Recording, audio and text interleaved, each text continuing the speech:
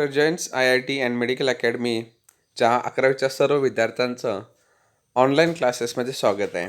आपण बघतोय फिजिक्स आणि आपला चालू आहे सेकंड चॅप्टर मॅथमॅटिकल मेथड्स. त्याच्यामध्ये आपण वेक्टर्स बघितले, वेक्टर्सचे टाईप्स बघितले, वेक्टर ॲडिशन कशी होणार, वेक्टर सबस्ट्रॅक्शन कसं होणार ते बघितलं. सोबत आपण ट्रायंग्युलर लॉ बघितला, कम्युटेटिव्ह लॉ, असोसिएटिव्ह लॉ हे इम्पॉर्टंट होते. आणि एक व्हेरी इम्पॉर्टंट पॉईंट आपला झालेला आहे law of parallelogram. Law of पॅरलोग्राममध्ये हा आहे ट्रायंग्युलर लॉ, तो तुम्हाला लक्षात आलाच असेल. लॉ ऑफ पॅरलोग्राममध्ये बघा काय होतं, आपल्याला दोन वेक्टर दिलेले होते, OA आणि OB, किंवा तुम्ही म्हणू शकता P वेक्टर आणि Q वेक्टर. आणि हे दोघं असे होते की ज्यांच्यामध्ये अँगल असा होता थिटा, म्हणजे तो 90 डिग्री नक्कीच नव्हता, तो 90 डिग्रीपेक्षा कमी होता, म्हणजे ते असे थोडे तिरके होते जसं डायग्राममध्ये दिसत आहेत. मग आपण ह्या दोन वेक्टर दिलेले जे आहेत P आणि Q, त्यांच्यापासून काय बनवलं, एक पॅरलोग्राम बनवला OACB, आणि त्याचा पण एक डायगोनल ड्रॉ केला R. काय आहे त्या पॅरलोग्रामचा डायगोनल. मग आपण इथं म्हटले की वेक्टर R हा वेक्टर P आणि वेक्टर Q पासून बनलेला आहे. आणि मग आपण इक्वेशन तयार केलं, vector R is equal to vector P plus vector Q. ठीक आहे, म्हणजे इथं पहिला कोण दिलेले होते, रिझल्टेड वेक्टर R दिलेला होता की P आणि Q दिलेले होते, तर इथं P आणि Q दिलेले, आणि आपण बनवले कुणाला, R ला. ठीक आहे, ओके.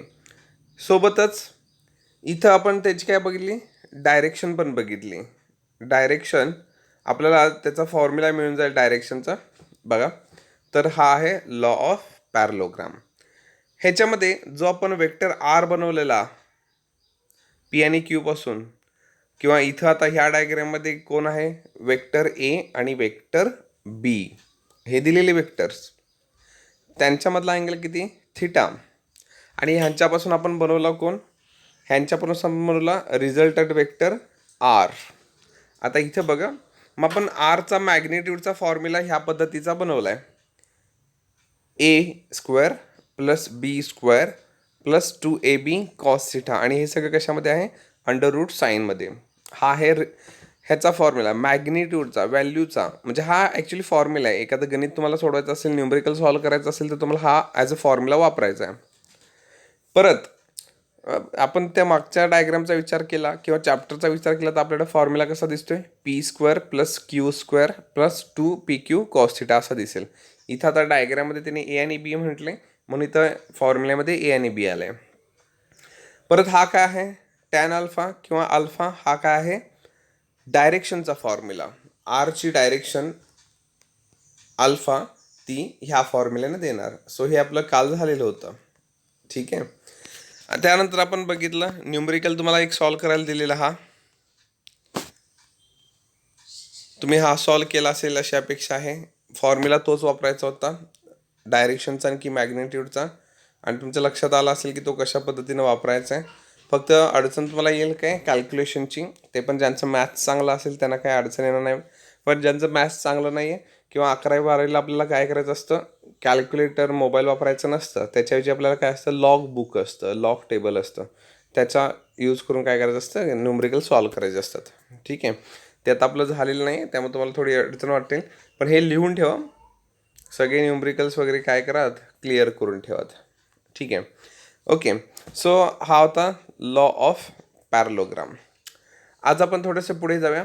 आज आपण आणखी एक त्यातला इम्पॉर्टंट पॉईंट आहे पुढचा, तो बघूया. हा लॉ ऑफ पॅरलोग्राम सारखाच पॉईंट आहे. तुम्हाला आठवत असेल, लॉ ऑफ पॅरलोग्राममध्ये आपण 3 गोष्टी केलेल्या, आपण 3 इक्वेशन्स तयार केलेलं. पहिलं इक्वेशन काय होतं की vector R is equal to vector P plus vector Q. दुसरं इक्वेशन होतं हे मॅग्निट्यूडचं अंडर रूटमधलं, आणि तिसरं इक्वेशन होतं डायरेक्शनचं. जसं ह्या पॉईंटमध्ये केलं अगदी सेम तसं आपण काय करायचं आहे, हा जो नेक्स्ट आपला पॉईंट आहे ह्याच्यामध्ये करायचा आहे. ठीक आहे, ह्याला आपण बघा क्वेश्चन जर विचारला तर अशा पद्धतीचा विचारला जाईल, what are rectangular components of vectors, explain their uses. किंवा ह्या पॉईंटचं तुम्ही तिथं नाव लिहून ठेवा, रिझॉल्युशन ऑफ वेक्टर. पॉईंटचं नाव काय आहे, रिझॉल्युशन ऑफ वेक्टर. ओके, मग ह्यात काय फरक असणार आहे लॉ ऑफ पॅलोग्राममध्ये आणि ह्याच्यामध्ये नेमका फरक आहे, तर एकच फरक आहे की ह्याच्यामध्ये जे दोन वेक्टर पहिला दिलेले होते त्यांच्याबद्दला अँगल 90 डिग्री नव्हता, आणि इथं जे दोन वेक्टर्स असणार आहेत जसं इथं दिसत आहेत की ए आणि बी, ते 90 डिग्रीमध्ये असणार आहेत. त्यांच्यामधला अँगल किती असेल, 90 डिग्री असेल. बस एवढा एकच मेन फरक असेल. दुसरा फरक जर सांगायचा झाला तर इथं वेक्टर ए आणि वेक्टर बी पहिला दिलेले होते आणि त्यांच्यापासून आपण वेक्टर आर बनवला. दोन वेक्टर दिलेले त्यांच्यापासून त्यांचा रिझल्टंट आर बनवला. आणि इथं फरक काय असणार आहे की तुमच्याकडं आर पहिला दिलाय आणि तुम्ही ह्याचे दोन भाग करून काय बनवायचं, ए आणि बी किंवा आर एक्स आणि आर वाय. ओके, हा सगळ्यात मोठा फरक आहे. काय सांगितलं इथं, काय होतं, वेक्टर ए आणि वेक्टर बी आधी दिलेले आहेत आणि त्यांच्यापासून तुम्ही आर बनवला. इथं काय असणार आहे की तुम्हाला आर पहिला दिलेला असेल आणि तुम्ही ए किंवा आर एक्स आणि त्याच्यापासून बी किंवा आर वाय हे दोन वेक्टर बनवणार. बस एवढा काय आहे त्याच्यामध्ये फरक आहे. ओके, डायग्राम जरासं समजावून घ्या. डायग्राममध्ये एक तर डायग्राम आहे टू डायमेन्शनल म्हणजे दोन ॲक्सिस असलेली. एक आहे एक्स ॲक्सिस आणि दुसरा आहे वाय ॲक्सिस. ह्याच्यामध्ये एक सी पॉईंट घेतला आहे आणि ओरिजिन ओ पासून सी पर्यंत कनेक्ट होणारा एक ॲरो ड्रॉ केला आहे ज्याला म्हणले वेक्टर आर. ह्या आरची डायरेक्शन पण आहे थिटा. अँगल थिटा म्हणजे काय आहे, ह्या वेक्टर आरची डायरेक्शन. तुम्ही काय करायचं आहे, ह्या सी पॉईंटपासून इकडे एक्स ॲक्सिसवरती परपेंडिक्युलर घ्यायचं आहे. ही जी डॉटेड लाईन आहे ती इथं परपेंडिक्युलर टाकली पॉईंट ए पाशी. त्याच्यामुळे काय होईल, ओ ए सी असा काय होईल, एक राईट अँगल ट्रायंगल तयार होईल. परत ह्या पॉईंट सी पासून इकडे बी वरती काय करायचं आहे, किंवा ॲक्सिस वायवरती एक परपेंडिक्युलर टाकायचं आहे. सो त्याच्यामुळं आणखी एक राईट अँगल ट्रायंगल तयार होईल जो उलटा दिसतोय, ओ बी सी. सो काय केलं, आपल्याकडं होता एक वेक्टर आर, त्याच्यापासून आपण काय केलं, परपेंडिक्युलर टाकलेत एक्स आणखी वायवरती ए आणि बी पाशी. त्याच्यामुळं दोन राईट अँगल ट्रायंगल तयार झाले. आणि ही जी ओ ए बाजू आहे तिला आपण नाव दिलं वेक्टर आर एक्स आणि ही जी ओ बी बाजू आहे तिला आपण नाव दिलं आर वाय. सो आपल्याकडे होता एक वेक्टर आर, त्याच्यापासून आपण बनवले दोन वेक्टर आर एक्स आणि आर वाय. हां, आता इकडे लॉ ऑफ पॅरलोग्राममध्ये केलं अगदी आता त्याच स्टेप्स करायच्या. पहिला दाखवायचं की वेक्टर आर आर एक्स आणि आर वाय पासून बनला आहे. ओके, ते सोपं आहे, ते तुम्हाला माहिती आहे कसं दाखवायचं आहे. ते दाखवायला तुम्ही काय करणार आहात, ट्रायंग्युलरला वापरणार. दुसरी गोष्ट आपल्याला करायची आहे त्या आरसाठी मॅग्निट्यूडचा फॉर्म्युला, आणि तिसरी गोष्ट करायची आहे आरसाठी डायरेक्शनचा फॉर्म्युला. म्हणजे कालच्या पॉईंटमध्ये जे केलं तेच करायचं आहे सगळं. ओके, बघूया. सो आज त्याचं जे काही स्टेटमेंट आहे ते जरासं बघून घ्या. If components of a given vector are mutually perpendicular, म्हणजे दिलेला जो वेक्टर आहे आर त्याचे जे काही कंपोनंट्स आहेत म्हणजे कोण, आर एक्स आणि आर वाय. इकडे कालच्या पॉईंटमध्ये किंवा ह्या डायग्राममध्ये जरासं बघा, वेक्टर आर आहे आणि ह्याचे दोन भाग कोण आहेत, वेक्टर ए आणि वेक्टर बी. सो आपण काय म्हणू शकतोय, वेक्टर आर दोन वेक्टरपासून बनला आहे, ए वेक्टरपासून आणि बी वेक्टरपासून. म्हणजे वेक्टर ए आणि वेक्टर बी कंपोनंट्स आहेत, भाग आहेत, घटक आहेत कुणाचे, वेक्टर आरचे. अगदी त्या पद्धतीने ह्या डायग्राममध्ये आपण म्हणू शकतोय वेक्टर आर कशापासून बनलाय, आर एक्स आणि आर वाय वेक्टरपासून. म्हणजेच आर एक्स आणि आर वाय कंपोनंट्स आहेत, घटक आहेत कुणाचे, वेक्टर आरचे. सो हे जे आर एक्स आणि आर वाय जे काही कंपोनंट्स आहेत आर वेक्टरचे ते एकमेकांसोबत कसे आहेत 90 डिग्रीमध्ये आहेत. बघा ओ पशी काय आहे आर एक्स आणि आर वाय काय आहेत म्युच्युअली परपेंडिक्युलर म्हणजेच 90 डिग्रीमध्ये आहेत. मग हेच इथं स्टेटमेंटमध्ये दिसते. If components of a given vector are mutually perpendicular to each other then they are called rectangular components of vector.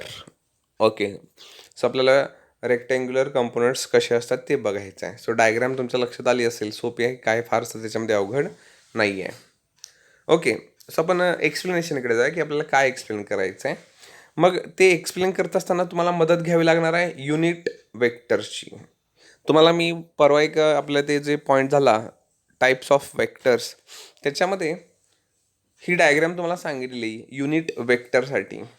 So unit vector कसे असणार आहेत, एक्स ॲक्सिस असेल तर आय एक्स, वाय ॲक्सिस असेल तर सॉरी जे आय कॅप, जे Y axis असेल तर जे कॅप आणि झेड ॲक्सिस असेल तर के कॅप.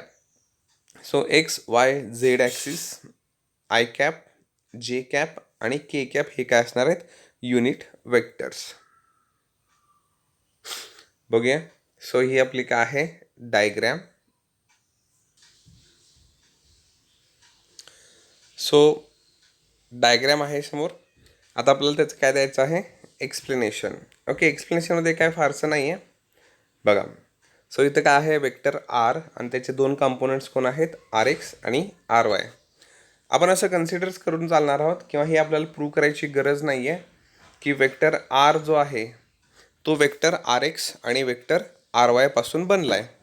सो हे काय आपल्याला माहिती आहे, हे आपण ट्रायंग्युलर लॉ यूज करून देऊ शकतो. सो ह्याच्या एक्सप्लेनेशनची गरज नाही आहे.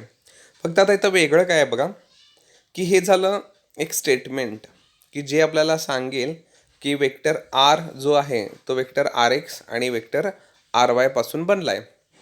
आता मला हेच इक्वेशन थोडंसं वेगळ्या पद्धतीने लिहायचं असेल तर मी कसं लिहू शकतो आहे, तर मी यूज करू शकतो आहे युनिट वेक्टर्स. ओके, कसं वापरणार बघा. सो इकडे कोण आहे वेक्टर आर एक्स, मी ह्याच्या जागी फक्त रिप्लेस करणार i cap r x. I कॅपच का घेतला कारण हा एक्स ॲक्सिसच्या अलॉंगचा कंपोनंट आहे. आणि इथं फरक काय बघा, आर एक्सच्या डोक्यावर आहे तर इथं ॲरो नाही आहे, इथं काय आहे हा वेक्टर आर एक्स आणि इथं तो आर एक्स नाही आहे वेक्टर नाही आहे, तर तो काय आहे आर एक्सची व्हॅल्यू आहे मॅग्निट्यूड आहे मॅग्निट्यूड. ठीक आहे, पण हा असं जर नुसता एकटा आर एक्स लिहायचा असेल तर तुम्हाला डोक्यावरती ॲरो लिहावं लागेल आणि वेक्टर फॉर्ममध्ये लिहायचं नसेल तर मग तुम्हाला आय कॅप सोबत लिहावं लागेल.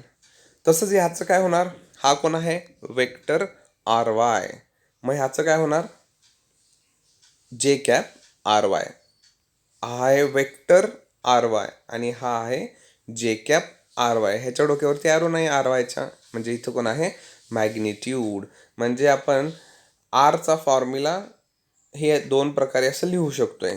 एक वेक्टरच्या फॉर्ममध्ये म्हणजे vector r x plus vector r y, किंवा युनिट वेक्टरच्या फॉर्ममध्ये i cap r x j cap r Y.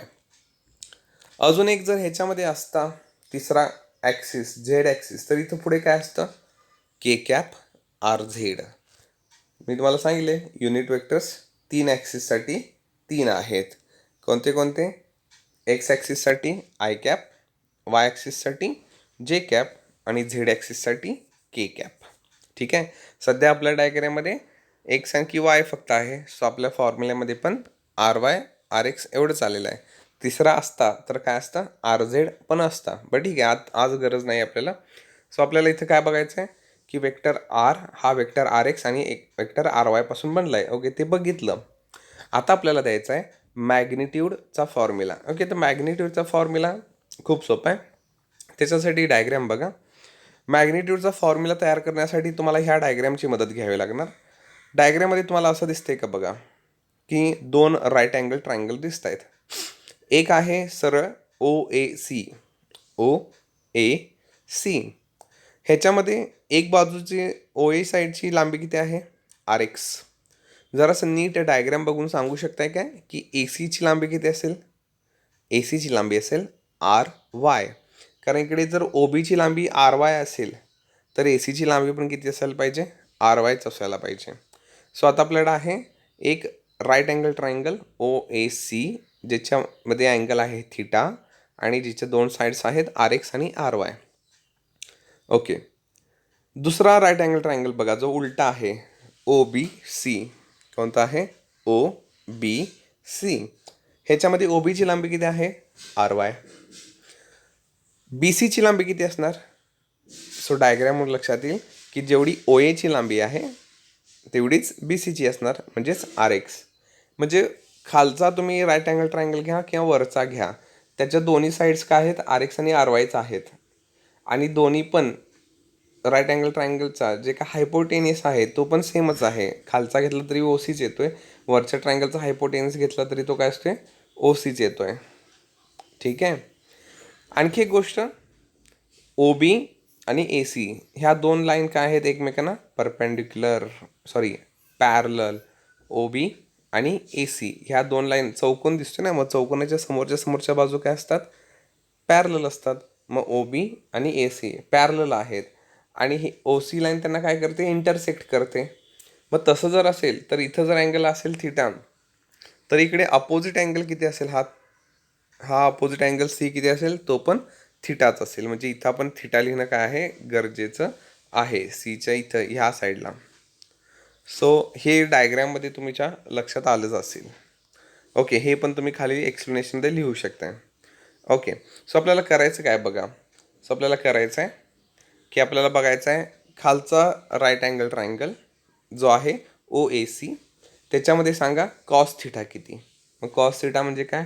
समोरची लगतची बाजू भागिले कर्ण, adjacent side divided by hypotenuse. Adjacent side कोण आहे? ओ ए. हायपोटेनियस कोण आहे? ओ सी. डायग्रामकडे बघून जर आपण व्हॅल्यू भरल्या तर काय असणार? R x upon r. आपल्याला व्हॅल्यू तयार करायची आहे आर एक्ससाठी. जो आर आहे तो आर एक्सला काय आहे? डिवाइडमध्ये. त्या आरला पलीकडे पाठवा, तो कॉस थिटाला जाऊन काय होईल? मल्टिप्लाय होईल. सो आपल्याला मिळेल r x is equal to r cos theta. असंच काय करा, वरच्या राईट अँगल ट्रायंगलमध्ये करा. वरचा राईट अँगल ट्रायंगल कोणता आहे? O B C. त्याच्यामध्ये सांगा साईन थिटा. त्याच्यामध्ये साईन थिटाचा अर्थ काय असणार आहे? Opposite side divided by hypotenuse. Opposite side कोण? O B divided by O C. O बीची आणि ओ सीची व्हॅल्यू डायग्रामकडे बघून टाकली तर किती होईल? R Y upon r. आरला उचला, पलीकडे पाठवा, साईन थिटाला जाऊन काय होणार? मल्टिप्लाय. सो आपल्याला काय मिळेल? R y is equal to r sine theta. आपल्याकडे आता आहे इक्वेशन नंबर 1 आणि इक्वेशन नंबर 2. इक्वेशन 1 काय आहे? R एक्सची value. इक्वेशन 2 काय आहे? आर वायची व्हॅल्यू. दोन्ही इक्वेशनचा स्क्वेअर करा. ह्या इक्वेशनचा स्क्वेअर कसा होणार? R x square, r square आणि कॉस स्क्वेअर. थिटाचा स्क्वेअर होत नसतोय, त्याच्याऐवजी कुणाचा होणार? कॉसचा. So r x square, r square आणि कॉस स्क्वेअर. ह्या इक्वेशनचा कसं होणार? R Y square, r square आणि साईन स्क्वेअर. दोन्ही इक्वेशनचं काय करा? स्क्वेअरिंग आणि ॲडिंग करा. मग स्क्वेअरिंग आणि ॲडिंग केल्यानंतर आपल्यासमोर असं दिसेल. स्क्वेअरिंग करायचं दोन्ही इक्वेशनचं आणि ॲडिंग करताना काय करणार? एल एच एसची ॲडिशन एल एच एससोबत, आर एच एसची ॲडिशन आर एच एससोबत. सो इकडे येणार R x square plus R Y square आणि इज इक्वल टू समोर काय येणार? R x square cos square theta plus R x square sine square theta. ह्या दोघांच्यामधून इकडे काय होणार? आर स्क्वेअर कॉमन निघणार. मग आर स्क्वेअर कॉमन बाहेर काढला, ब्रॅकेटमध्ये काय राहणार? Cos square theta plus sine square theta. मॅथमॅटिक्समध्ये ट्रिग्नॉमेट्रीचे जर फॉर्म्युले तुम्हाला माहिती असतील तर तुमच्या लक्षात येईल की cos square theta plus sine square थिटाची व्हॅल्यू आहे 1. सो 1 इंटू आर स्क्वेअर किती होणार? R square. सो ही झाली व्हॅल्यू आर स्क्वेअरची. दोन्ही साईडचं स्क्वेअर रूट काढा. ह्याचं आर स्क्वेअरचं स्क्वेअर रूट काय निघणार? आर. आणि इकडे जे R x square plus R Y square ते इकडे काय येणार? स्क्वेअर रूट साईनच्या आतमध्ये. आणि हा असेल आपला फायनल फॉर्म्युला. सो ह्या पॉईंटमध्ये आपला मॅग्निट्यूडचा फॉर्म्युला हा आहे. R is equal to root R x square plus R Y square. हे का दोनच आलेत? कारण आपण घेतानाच 2 डायमेन्शन घेतले, एक्स ॲक्सिस आणि वाय ॲक्सिस. समजा ह्याच्या ऐवजी आपण घेत असतो 3 axis, x axis, Y axis आणि झेड ॲक्सिस. तर मग इथं काय असतं, √RX² plus RY² plus RZ². Z ॲक्सिसचा पण कंपोनंट ह्याच्यामध्ये असतात. सो हा झाला मॅग्निट्यूडचा फॉर्म्युला.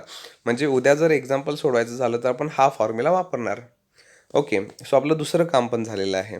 नेक्स्ट आपल्याला काय बनवायचं आहे, डायरेक्शन. ओके, डायरेक्शनसाठी सोपं काम आहे. डायरेक्शनसाठी तुम्ही डायग्रॅम बघा, वरचा किंवा खालचा कोणता पण तुम्ही राईट अँगल ट्रायंगल घ्या, OAC किंवा OBC कोणताही घ्या. दोघांच्या साईडची नावं सेमच आहेत ना, RX आणि RY. सो त्याच्यामध्ये बघा tan theta. So tan theta घेतल्यानंतर काय होणार, RY/RX. टॅनला पलीकडे पाठवा, टॅन पलीकडे जाऊन डिवाइडमध्ये असणार, त्याला उचलून खालून उचलून वरती म्हणजे डिनॉमिनेटरमधून न्युमरेटरमध्ये ठेवा. त्याचा इंडेक्स काय होणार, -1. त्यालाच आपण काय म्हणणार, टॅन इनवर्स. मग हा झाला डायरेक्शनचा formula, tan inverse RY/RX. So हे होतं रिझॉल्युशन ऑफ वेक्टर्स. हे पहिले इक्वेशन, हे मॅग्निट्यूडचं इक्वेशन आणि हे डायरेक्शनचं इक्वेशन. हे जर समजा मी म्हटलं की तिथं 3 ॲक्सिस आहेत, तर मग कंपोनंट किती असते, तर मग कंपोनंट पण 3 असते, RX, RY आणि RZ. मग त्यावेळी आपण हा फॉर्म्युला कसा लिहिला असता, की मग तिथं आपण म्हटलं असं वेक्टर R हा कशापासून बनलेला आहे, 3 वेक्टर्सपासून बनलेला आहे, RX वेक्टर, RY वेक्टर आणि RZ वेक्टर. याचाच अर्थ असा असता की वेक्टर आरचे 3 कंपोनंट्स आहेत, वेक्टर आरचे 3 घटक आहेत. कोणते, RX, RY आणि RZ. आणि मग आपला फॉर्म्युला, मॅग्निट्यूडचा फॉर्म्युला असा दिसला असता, वेक्टर R = √RX², RY² आणि RZ². ठीक आहे. तर आपल्याला इथं हे जे काही आपण युनिट वेक्टरमध्ये लिहितो आहे, म्हणजे मी जर समजा हे वेक्टरचं इक्वेशन आहे, वेक्टर R = काय आहे, RX vector, RY vector, RZ vector. समजा हेच मला युनिट वेक्टरमध्ये लिहायचं असेल तर मी कसं लिहिणार, मग मी ते असं लिहिणार, vector R = RX I cap, RY J cap आणि RZ K कॅप. म्हणजे डोक्यांवरचा ॲरोचं साईन निघून जाणार आणि त्याच्याऐवजी युनिट वेक्टर येणार सोबत. हे असं पण चालतंय आणि हे असं पण चालतंय, पण ह्याची सवय करून घ्या, कारण बरेचसे न्यूमरिकल्स ह्याच्यावरती I cap, J cap, K cap ह्याच फॉर्मॅटमध्ये असतात. आपल्याला आता आहेत 1, 2, 3 ते बघितल्या तुमच्या लक्षात येतीलच.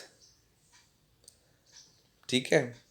ओके, उदाहरणार्थ सांगतो, हे बघूया की समजा मी म्हटलं की आपल्याकडे एक वेक्टर P आहे. वेक्टर Pचा आपल्याला व्हॅल्यू दिलेला आहे 2I cap plus 3J cap minus 5K cap. हे झालं आहे वेक्टर इक्वेशन.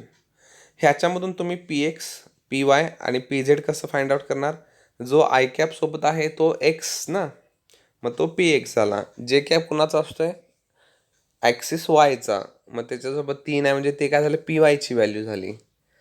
आणि के कुणाचा असतोय, झेड ॲक्सिस, मग झेड ॲक्सिस म्हणजे PZची व्हॅल्यू किती झाली, -5 प्लस मायनस साईन पण इम्पॉर्टंट आहेत. पहिले दोघं 2 आणि 3 प्लस होते, त्यामुळे आपण 2 आणि 3च लिहिलेत, PX PY. PZ किती आहे, -5, सो मायनस घ्यायला विसरू नका. मग वेक्टर P हे झालं वेक्टर Pचं इक्वेशन वरचं.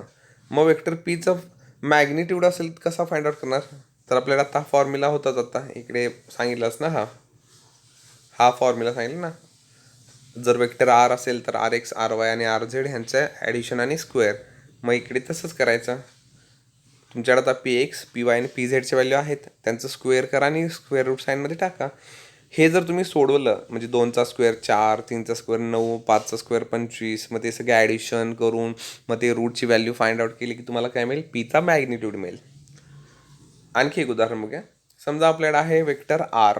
वेक्टर आरचं वेक्टर इक्वेशन काय आहे, -5I cap minus 8J cap plus 4K cap. ह्याच्यामधून RX, RY आणि RZ कसं फाइंड आउट करणार, जो आय कॅप सोबत आहे तो म्हणजे RX, J कॅप सोबत असेल तो वायचा फॅक्टर आणि K कॅप सोबत असेल तो झेडचा फॅक्टर. सो -5, -8 आणि 4. मॅग्निट्यूड कसं फाइंड आउट करणार, ह्या तिघांना काय करणार, स्क्वेअर करून स्क्वेअर रूट साईनच्या आतमध्ये ॲडिशन करणार. ओके, सो हे अशा पद्धतीनं वापरायचं आहे. हा आहे रिझॉल्युशन ऑफ वेक्टर पॉईंट आणि तो आपण अशा पद्धतीनं यूज करायचा. एक उदाहरण बघूया. एक्झाम्पल बघा. एक्झाम्पलमध्ये आपल्याला क्वेश्चन नंबर 2मध्ये दुसरं एक्झाम्पल आहे एक्सरसाइजमध्ये, की समजा आपल्याला V1 दिलेला आहे. एक वेक्टर दिला आहे V1, तो आहे 3i cap plus 4j cap plus के कॅप. आणि एक दिला आहे वेक्टर V2, मग आय कॅप मायनस जे कॅप मायनस के कॅप. आणि डिटरमाइन शोधायला सांगितले. काय शोधायला सांगितले? मॅग्निट्यूड. कुणाचा? V1चा फक्त शोधायला सांगितले का? नाही. V2चा शोधायला सांगितले का? नाही. तर त्या दोघांची जी काही ॲडिशन असेल, vector V1 plus vector V2, त्या दोघांच्या ॲडिशन त्याचा मॅग्निट्यूड शोधायचा. म्हणजे V1 प्लस V2 स्क्वेअर ह्याचा, sorry, vector V1 plus vector V2 ह्याचा मॅग्निट्यूड शोधायचा आहे. ना फक्त V1चा शोधायचा आहे, ना फक्त V2चा, तर दोघांच्या ॲडिशनचा. मग आपण पहिला काय करूया, दिलेलं जे काही वेक्टर्स आहेत V1 आणि V2 ह्यांचं पण पहिला ॲडिशन करून घ्या. ओके, कशी करणार? असं म्हणणार V1 प्लस V2. मग इथं पहिला लिहिलं V1 त्याच ब्रॅकेटमध्ये, प्लस इकडे लिहिली V2ची व्हॅल्यू. आता ॲडिशन करायचे. ओके, ॲडिशन काय तुम्हाला जमणार, काय अडचण नाही. इकडे आहे 3i plus I, 3i plus I मिळून काय होणार? 4i. इकडे आहे 4j प्लस मायनस जे. आता इथं मायनस जे म्हणजे इथं कोण आहे? -1. जे नुसता आहे का त्याच्यासोबत इथं कोण असणार आहे? -1. मग इकडे कोण आहे? +4 आणि इकडे आहे -1. +4 -1 मिळून किती होणार? +3. सबस्ट्रॅक्शन होणार, एक मायनस होणार. इकडे आहे नुसता के दिसते म्हणजे सोबत कोण आहे? +1. इकडे कोण आहे? -1. सो +1 -1, +1 -1 काय होणार इथं? 0. म्हणजे के निघून जाणार, फक्त आय आणखी जे कॅप असणार आहे. सो आत्ता आपण तयार केलं, वेक्टर इक्वेशनच तयार केलं आहे. हे वेक्टर इक्वेशन कोणाचं आहे? V1चं. हे वेक्टर इक्वेशन कोणाचं आहे? V2चं. आणि आपण दोघं एकत्र करून हे जे बनवलं, हे वेक्टर इक्वेशन कोणाचं झालं? V1 प्लस V2 वेक्टरचं झालं. हां, आता आपण त्याचा मॅग्निट्यूड शोधू शकतोय. सो मॅग्निट्यूड कसं शोधायचं आपल्याला माहीत आहे. सो ह्याला आपण म्हणजे हा तयार झाला तो रिझल्टंट वेक्टर म्हणूया, म्हणजे V1 आणि V2च्या ॲडिशनमध्ये बनलेला असं म्हणूया. सो आपल्याकडं RX आणि RYच्या व्हॅल्यू आहेत का? येस. RX किती आहे? 4. RY किती आहे? 3. RZ आहे का ह्याच्यामध्ये? नाही. झेडच नाही आहे. के कॅप नाही आहे, सो झेड नाही आहे. सो मॅग्निट्यूड कसं शोधणार? माहिती आहे आपल्याला. मॅग्निट्यूड शोधण्यासाठी काय करायचं असते? RX आणि RYच्या व्हॅल्यूचा स्क्वेअर करून स्क्वेअर रूटमध्ये, मग हे सोडवलं की आपल्याला आन्सर काय मिळेल? √5 म्हणजेच 5. सो हे सोपं आहे, काय फारसं याच्यामध्ये अवघड नव्हतं. आणखी एक इक्वेशन आहे बघा, परत तसंच दिसते. इथे काय आहे? V1 दिलेला आहे 2i - 3j, म्हणजे ह्याच्यामध्ये कोण नाही आहे? के कॅप नाही आहे. इकडे काय आहे? इकडे पण के कॅप नाही आहे. V2चं इक्वेशन आहे -6i कॅप प्लस जे कॅप. आणि परत एकदा काय शोधायला सांगितले? आता मॅग्निट्यूड पण आणि डायरेक्शन दोन्ही पण शोधायला सांगितले. पण कुणाची? फक्त V1ची नाही, फक्त V2ची नाही, तर त्यांच्या ॲडिशनची. मग आपण पहिलं काय करूया? पहिला आपण V1 प्लस V2 ह्याचं वेक्टर इक्वेशन तयार करूया. हे फक्त कुणाचं आहे? हे V2चं इक्वेशन आहे. हे फक्त कुणाचं आहे? V1चं आहे. आपल्याला दोन्ही एकत्र केल्यानंतरचं पाहिजे आहे. मग आपण एकत्र करायला घेऊया. V1 प्लस V2, हे झालं V1 प्लस हे झालं V2. सो इथं आहे 2i आणि प्लस काय आहे? -6. 2 प्लस -6 मिळून किती होणार? -4. हे आहे -3 प्लस +5. -3 प्लस 5 मिळून किती होणार? 2. सो हे आपण आयचं ॲडिशन आय सोबत, जेची ॲडिशन जे सोबत केली आणि आपल्याला आता इक्वेशन मिळालं कुणाचं? V1 plus V2चं. काय मिळालं? -4i plus 2j. म्हणजे आपल्याकडे आता RX आणि RYची व्हॅल्यू आहे. RXची किती आहे? -4. RYची किती आहे? +2. सो मॅग्निट्यूड शोधायचं असेल तर काय करणार? मॅग्निट्यूडसाठी त्यांना पुट करायचं स्क्वेअर करून रूट साईनच्या आतमध्ये. मग हे सोडवलं की किती येणार? 20 म्हणजे 20ची 4 केली, 4 × 5. 4 काय आहे परफेक्ट स्क्वेअर, सो त्याचा स्क्वेअर रूट येणार 2 आणि रूटमध्ये 5. सो ही झाली मॅग्निट्यूडची व्हॅल्यू. ही तुम्ही अजून पूर्ण सोडवू शकताय, पण ठीक आहे, इथंपर्यंत थांबवली तरी चालेल. आता आपल्याला काय पाहिजे आहे डायरेक्शन. इथे ह्या एक्झाम्पलमध्ये दोन्ही पण विचारलेत ना, सो आता आपल्याला पाहिजे आहे डायरेक्शन. सो डायरेक्शनसाठी काय करणार, आपल्याला आहे आर एक्स आणि आर वायची व्हॅल्यू ह्या तयार झालेल्या इक्वेशनवरून. मग आपल्याला माहिती आहे theta is equal to tan inverse R A R Y upon R X. मग आर वायची व्हॅल्यू आहे 2, आर एक्सची व्हॅल्यू आहे -4. ती टाकली आणि ही पण काही पूर्ण सोडवलेली नाही आहे, फक्त 2/4 जे आहे ते सिम्प्लिफाय केले 1/2. ओके, बस एवढंच केलेलं आहे. सो हे पण एक्झाम्पल काय आहे, सोपं आहे. सो इथंपर्यंतचा भाग बघून घ्या. पुढचा पार्ट आपण नेक्स्ट व्हिडिओमध्ये कवर करूया. Thank you class.